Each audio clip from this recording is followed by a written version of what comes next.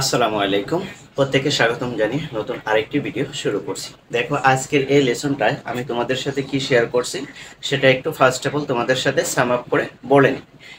এখানে আমি যে স্ট্রাকচারটা লিখেছি সেটা হলো যে হ্যাভিং হার্ড টাইম।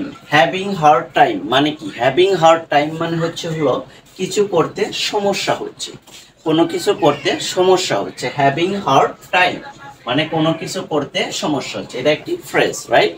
এবার দেখো, এটাকে যদি আমরা সেন্টেন্সে প্রয়োগ করতে চাই তাহলে আমরা সেখানে কিভাবে স্ট্রাকচারটা তৈরি করব সেটা একটু দেখো।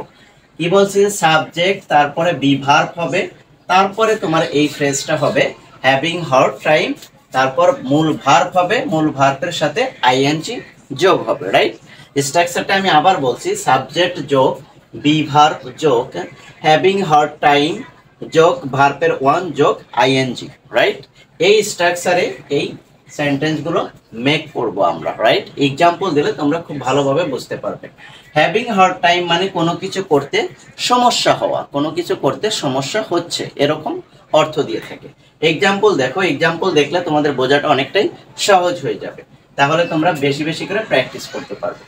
দেখো, I am having a hard time making cake, right?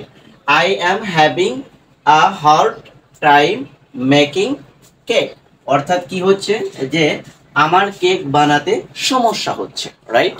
আমার কেক বানাতে সমস্যা হচ্ছে। দেখো, স্ট্রাকচারের সাথে কিন্তু মিলে গেছে, সাবজেক্ট আছে, তারপর অ্যাম হলো কি বি ভার্ব, তারপরে হ্যাভিং আ হার্ড টাইম, এতটুকু হলো ফ্রেজ। আর এই যে ভার্ব মেক, এর সাথে আইএনজি যোগ করে, এই যে মূল ভার্বের সাথে আইএনজি যোগ করছি, তারপর এক্সটেনশন দিয়েছি, রাইট? তাহলে কি?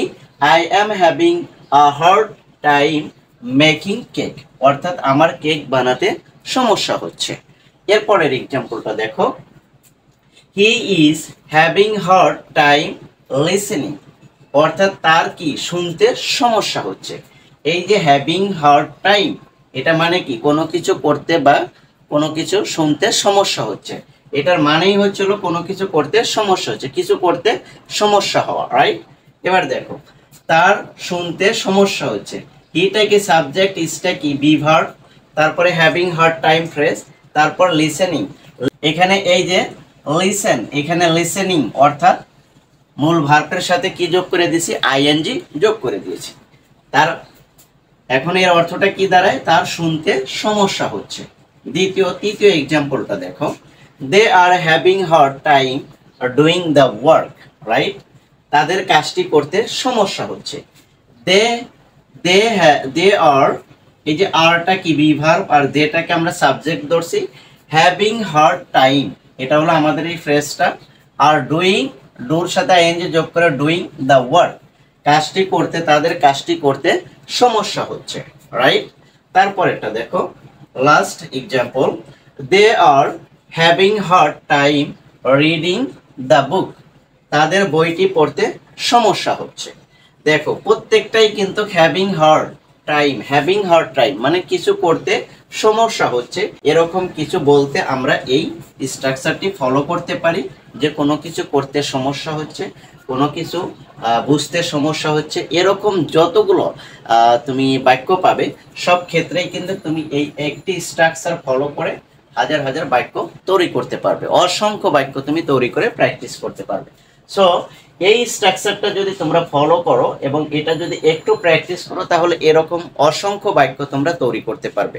আশা করি এই ভিডিওটি দেখে তোমরা এরকম এই স্ট্রাকচারের ভিতরে রেখে তোমরা অসংখ্য বাক্য তৈরি করে প্র্যাকটিস করবে। এতে করে তোমাদের ইংলিশ স্পোকেনের স্কিলটা অনেকটাই ডেভেলপ হবে এবং নিত্য প্রয়োজনীয় যে সকল বাক্য তোমরা ব্যবহার করো সেক্ষেত্রেও যদি এই স্ট্রাকচারটা ব্যবহার করে যদি বাক্য তৈরি করে প্র্যাকটিস করো তাহলে তোমাদের ইংলিশ স্পোকেন স্কিলটা অনেকটাই ডেভেলপ হবে।